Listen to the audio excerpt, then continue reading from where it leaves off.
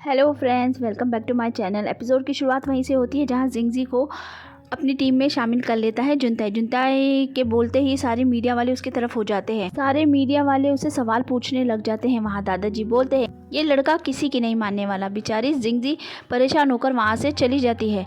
उसका भाई भी परेशान होता है कि ये मेरे भाई ने क्या कर दिया। जवान जो होती है वो टेंशन में हो जाती है, कहती है ये लड़की है कौन जिसे उसने अपनी टीम में शामिल किया, मुझे नहीं किया। और अपनी सेक्रेटरी को पता लगाने के लिए बोलकर वो वहाँ से चली जाती है। जुनताई जो है जिंगजी के पीछे चला जाता है और उसे रोककर बोलता है कि इतना अच्छा मौका तुम्हें कभी नहीं मिलेगा। तो वो कहती है तुम ये क्या बोल रहे हो, मुझे कुछ समझ में नहीं आ रहा है, तुमने मेरा नाम लिया क्यों, तुम्हें पता है ना मुझ पर कितनी जिम्मेदारी है। जुनताई उसे बहुत ज़्यादा समझाता है लेकिन वो बिल्कुल भी नहीं सुनती। उसे वो बोलती है कि इस वक्त मुझे मेरी माँ से ज़्यादा कुछ भी नहीं है, तो मैं नहीं करूँगी ये। जुनताई उससे बोलता है कि तुम्हारा तो सपना था ना स्टार बनने का, और अब तुम्हें इतना अच्छा मौका मिल रहा है तो तुम कैसे छोड़ सकती हो उसको। जिंगजिंग कहती है कि तुम तो अमीर हो, तुम्हें किसी बात की कोई कमी नहीं है, लेकिन मुझे स्ट्रगल करना पड़ता है, मुझे अपनी माँ के लिए सब कुछ करना है, तुम्हें पता नहीं है मुझे कितने पैसों की ज़रूरत है। तो वो कहता है पैसे तो तुम इसमें भी कमा सकती हो ना। तो वो बोलती है कि इसमें मुझे कमाने के लिए बहुत वक्त लगेगा, लेकिन मुझे तो पैसों की आज ज़रूरत है, अब मैं तुम्हारी कोई बात नहीं सुनूंगी। और ये कहकर वो वहाँ से चली जाती है। टॉन को इस बात की खबर मिलती है तो वो भी चिढ़ जाती है, लेकिन वो बेचारी दूसरी बात से भी बहुत परेशान थी। वो पहुँच जाती है मैंगजी से मिलने के लिए। मैंगजी पर भड़क जाती है और कहती है कि अगर यही सब करना था तो मुझे क्यों बुलाया। लेकिन मैंगजी उसे बहुत समझाता है तो वो एक बार के लिए उसकी बात मान भी जाती है। मैंगजी कहता है कि मैं अपने भाई से बात करूंगा तो तुम परेशान मत हो। यहाँ हमें समझ में आता है कि मैंगजी टॉन को पसंद करता है। जिंगजिंग अपनी माँ से मिलने के लिए जाती है तो वहाँ पर डॉक्टर उसे खुशखबरी देता है कि यहाँ पर एक फ़ंड है जिसके तहत तुम्हारी माँ का इलाज मुफ्त में हो जाएगा, तो अब तुम्हें परेशान होने की ज़रूरत नहीं है। तो तुम्हें पैसे का इंतज़ाम करना भी नहीं पड़ेगा, क्योंकि ऐसे पेशेंट जिनका इलाज नहीं हो पा रहा है, उनके फैमिली वालों के पास पैसे नहीं है, तो उनकी मदद हो जाएगी इससे। तो बेचारी जिंगजिंग बहुत खुश हो जाती है कि चलो अच्छा है, मेरी माँ का इलाज तो हो जाएगा। मैंगजी अपने भाई से पूछता है क्या वो तुम्हारी गर्लफ्रेंड है। तो वो बोलता है नहीं, वो मेरी फ्रेंड है। मैंगजी कहता है कि इस हरकत की वजह से दादाजी को संभालना तो मुश्किल हो जाएगा। तो जुनताई कहता है कि आप फिक्र मत करो, मैं संभाल लूँगा, आप परेशान मत हो, मैं सब संभाल लूँगा। आप तो अपने रिलेशनशिप पे ध्यान दीजिए, टॉन्ग को संभालिए और उसके साथ में अपनी ज़िंदगी के बारे में सोचिए।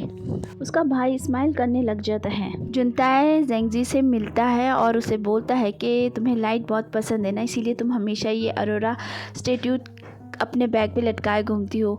तो वो उसे बहुत ही खूबसूरत लाइट दिखाकर और अच्छे से समझाता है। तो इस बार वो उसे हाँ बोल देती है और वो बहुत ही ज़्यादा खुश हो जाता है। रात में दोनों एक दूसरे के बारे में सोच रहे होते हैं। अगले दिन इन लोगों की क्लास होती है। मिस टोंग जो होती है इन लोगों को अच्छी तरीके से समझा रही होती, सारे रूल एंड रेगुलेशन सब कुछ समझा रही होती है। उसके बाद सब लोग साइड में हो जाते हैं और जवान जो है अपना डांस परफॉर्मेंस देती है। उसके बाद टोंग जो होती है वो बोलती है कि अब एक हफ्ते बाद तुम लोगों की एग्ज़ाम होने वाला है, जिसमें मैं पता करूँगी कि कौन अच्छा है कौन बुरा। अच्छी तरीके से प्रैक्टिस कर आना।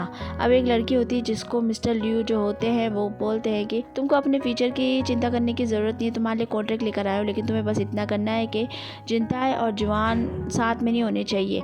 वहाँ जवान जो होती है वो जिनताई को बाहर रेस्टोरेंट में खाना खिलाने ले जाना चाहती थी, इसलिए वो उसके पास आती है और बोलती है कि तुम मेरे साथ रहा करो। तो जुनताई कहता है कि अब हम यहाँ पर हैं तो यहाँ साथ रहना ठीक नहीं है, लोग बातें बनाएंगे, इसलिए मैं नहीं करता हूँ ऐसा, तो तुम उसको छोड़ दो।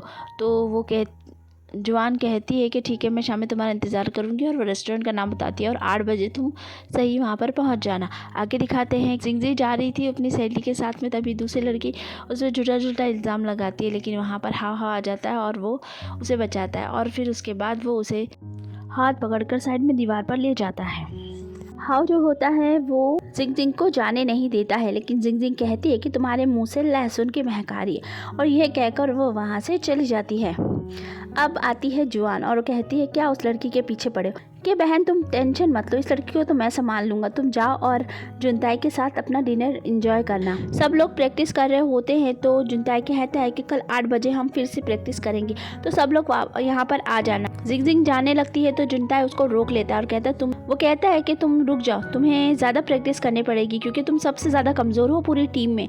वो मान जाती है और वहाँ पर रुक जाती है और दोनों प्रैक्टिस शुरू करते हैं। और वहाँ जुआन जो होती है उसका डिनर पर इंतज़ार कर रही होती है। दोनों प्रैक्टिस कर रहे होते हैं, तभी एक लड़की आ जाती है और उन दोनों को देख लेती है और वो दरवाजे को लॉक करके चली जाती है। काफ़ी देर हो जाने की वजह से जिंगजिंग बोलती है कि अब मुझे भूख लग रही है, 8 बज चुके हैं, तो क्या मैं जा सकती हूँ? तो बोलता है ठीक है चली जाओ, कल जल्दी आ जाना। वो दरवाज़ा खोलती है लेकिन दरवाज़ा खुल ही नहीं रहा होता है। जुनताई भी कोशिश करता है लेकिन दरवाज़ा नहीं खुलता है। वो लोग बहुत आवाज़ें लगाते हैं लेकिन कोई उनकी सुनता ही नहीं है। जुआन फ़ोन लगा लगा के परेशान हो रही होती है कि क्या बात है, जुनताई अभी तक क्यों नहीं आया। जुनताई जो है जिंगजिंग की हेयरपिन निकाल के दरवाज़ा खोलने की कोशिश करता है लेकिन फिर भी नहीं खुलता है और दोनों परेशान हो जाते। तभी कैमरे पे नज़र जाती है तो जिंगजिंग जो है अपने हाथ हिला हिला कर कैमरे के सामने उछलती है ताकि कोई तो उन लोगों को देख ले, मगर सिक्योरिटी गार्ड जो होता है वो तो सो रहा होता है, उसकी नज़र उन लोगों पर पड़ती ही नहीं है। बेचारे परेशान हो जाते हैं। तभी वहाँ से कुछ आवाज़ आ रही होती है तो वो घबरा जाती है और उसे कहती है कि तुम देखो जाकर वहाँ पर क्या है।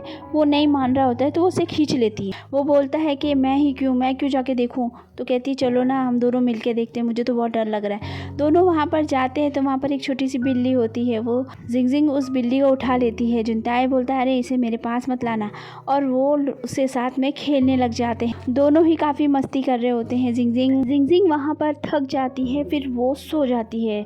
जुनताई उसे अपना शर्ट उड़ा देता है और वो भी बेचारा वहीं लेट जाता है। वहाँ जुआन का बुरा हाल हो गया होता है और वो बहुत ज़्यादा शराब पी लेती है।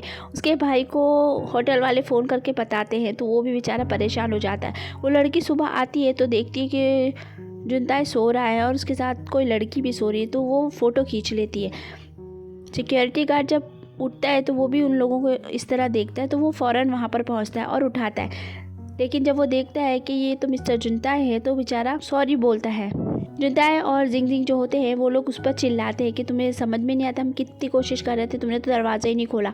और वो लोग उसके ऊपर भड़क जाते हैं और वहाँ से चले जाते हैं।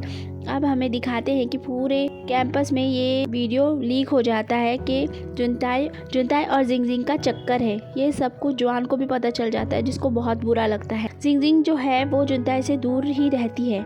अब हमें दिखाते हैं कि जुआन जो होती है जिंगजिंग के बारे में सारी जानकारी निकलवा लेती है और उसे पता चलता है कि उसकी माँ का इलाज भी जुनताई ही करवा रहा है एक फाउंडेशन की आड़ में।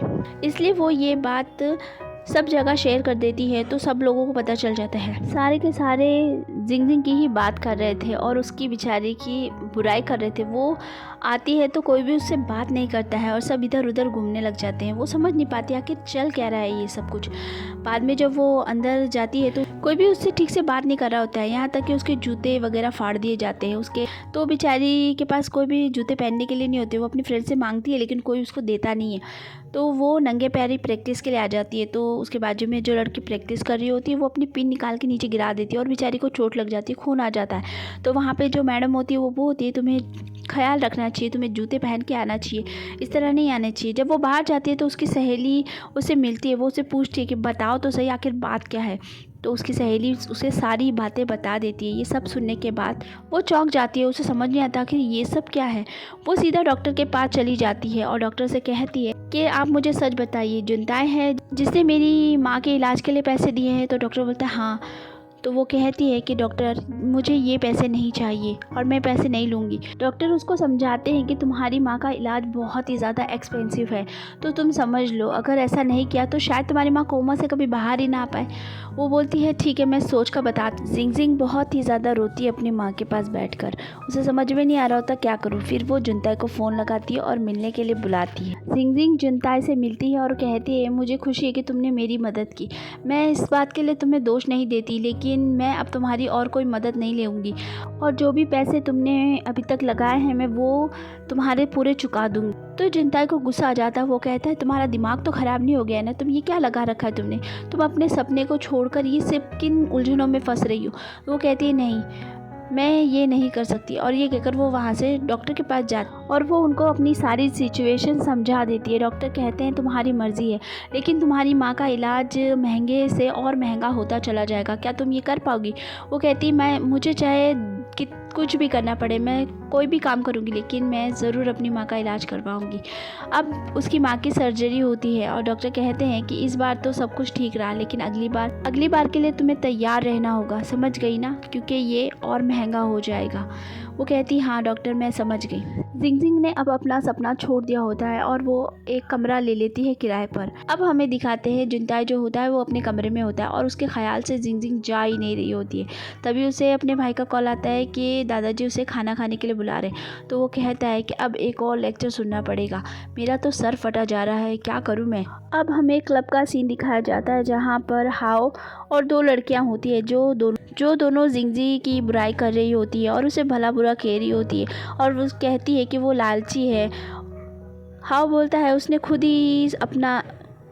ही ये सब कुछ छोड़ दिया है। तो वो लोग बोलते हैं कि छोड़ दिया है तो क्या हुआ, उसे पैसों की तो कोई कमी हो नहीं रही ना, उसकी माँ की मेडिकल फ़ीस भी भरी जा रही है, सब कुछ तो हो रहा है, उसे और क्या चाहिए। वो इतने में रुकने वाली नहीं है, ज़रूर उसने कोई प्लान बनाया होगा। और दोनों बुराई पे बुराई करे जा रही होती है। फिर उसके बाद में वो लोग बोलने लग जाती है कि लिन जुनताई तो बहुत ही ज़्यादा अमीर है, उसका एक भाई भी है मैंगजी, वो भी बहुत अमीर है, ये लोग तो कितने अमीर है ना। ये दोनों लड़कियां हाओ के सामने दोनों भाइयों की काफ़ी बड़ाइयाँ कर रही होती है और उन्हें चार्मिंग स्वीट और ऐसा अच्छा बोल रही होती है। ये सुनकर दूसरी लड़की कहती है कि अरे ब्रदर हाओ के सामने तुम उन लोगों की तारीफ़ मत करो, समझी।